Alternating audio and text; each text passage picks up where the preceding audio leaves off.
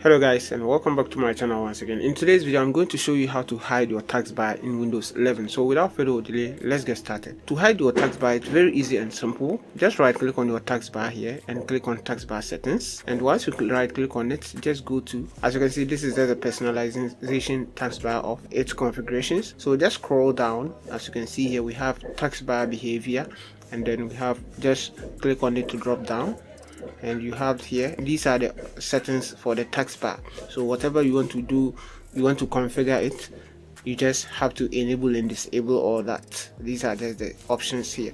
So what we wanted to do is just to hide our taskbar automatically, so that when we are not standing by it, it should get hidden. So this is it. We have here, it is not checked. It's, as you can see, automatically hide the taskbar.